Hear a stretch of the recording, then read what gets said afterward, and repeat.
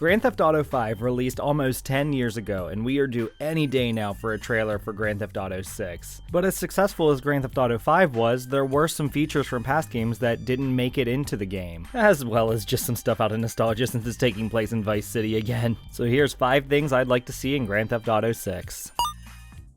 First is eating to restore health. Grand Theft Auto San Andreas introduced a mechanic where you could visit restaurants and order food, which upon eating would restore some of your health. San Andreas also took it a step farther and made you gain or lose weight depending on how often you eat, and required you to eat periodically. I personally thought the mechanic of maintaining weight or being forced to eat even if your health was full just because it'd been a while, it was a bit excessive and pushed the boundary of adding too much realism in a way that could be annoying. However, Grand Theft Auto 5 removed the feature entirely and wouldn't even let you enter restaurants. They did add a variation of it back into the online portion of the game where you could buy snacks from convenience stores to eat later and restore your health during missions and stuff, which is nice, and I would love to see that in story mode. But I think the best implementation of eating to restore health was in Grand Theft Auto 4. You were never required to eat, however eating would restore your health, and restaurants were plentiful. There were even food stands scattered about that you could order from too. And I think this was the perfect balance. This game had an auto-save feature, so there wasn't always a need to return to your safe house to save the game and restore your health, but I would need a quick boost of health before starting another mission. It was so nice just to pop over to the nearest hot dog stand or Cluckin Bell and grab a quick bite and be fully restored. Plus it made for fun quick hangouts with your friends in the game, or dates. I think combining this with the feature of having an inventory of snacks to eat whenever, like in Grand Theft Auto 5 Online, would be the perfect combination for Grand Theft Auto 6. Next, I would like to see the return of the Malibu and pole positions clubs. Of course, most of you have probably heard the leaks at this point, and we pretty much know that a good portion of Grand Theft Auto 6 is going to take place in Vice City again. And a staple to Vice City was certainly the Malibu Club, and the Pole Positions Club being an honorably mentioned. Mostly the iconic Malibu Club, though. It may go without saying to include this iconic location, however, there were various San Andreas locations removed from Grand Theft Auto 5, so it wasn't out of the question for it to be replaced with something different, so I'm mostly just hoping that this isn't the case,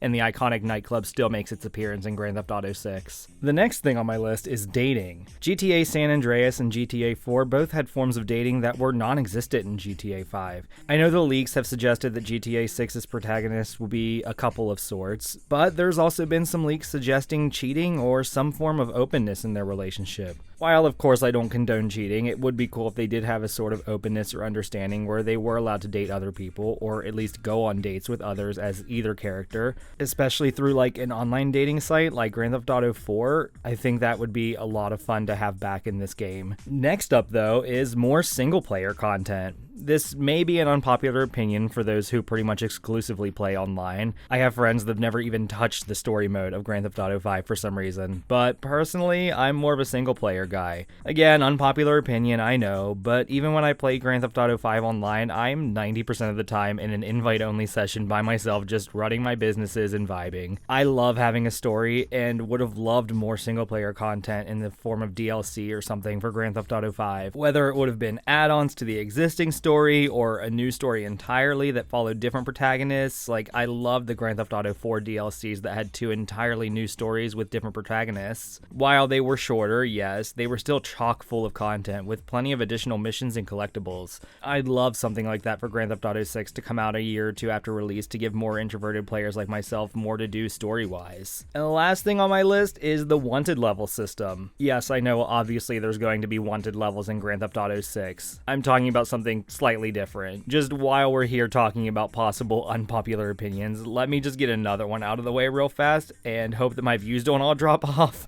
And that is the wanted level system from the original trilogy. I know, we want games to feel as realistic as possible, and the wanted level system has gradually become more and more realistic in GTA 4 and 5. And I'm not heart set on it becoming less realistic again, so please don't attack me if you're on the side of realism. I totally get it, and I'm fine with it the way it is. There's always just a part of me when I revisit the old titles that misses the fun of causing some major havoc and racking up a 5 or 6 star wanted level, and then just pulling into a pay and spray and the cops just forget I exist altogether, even if they see me enter. I know it makes no sense in the form of realism, but I just think it's so much fun. I guess a more likely proposal here could be levels of difficulty added to the game. Maybe like an easy mode would allow you to escape the cops more easily by using a pay and spray even if they're on my tail and see me enter, whereas a hard or extreme difficulty would prevent the pay and spray from working at all. default due to them actually recognizing your license plate in Grand Theft Auto 6. And then a normal mode could be just like the current system where you enter an auto body shop and as long as they don't see you, you're good. Just to give like a variety of experiences to reach more players. Casual players could play on easy without much worry as far as wanted system goes, whereas those who really like a challenge could have like a more extreme difficulty that makes it even harder to avoid cops, makes them way smarter or something. I don't know. But this pretty much wraps up everything I had to talk about here today. Figured an even 5 was good, you know.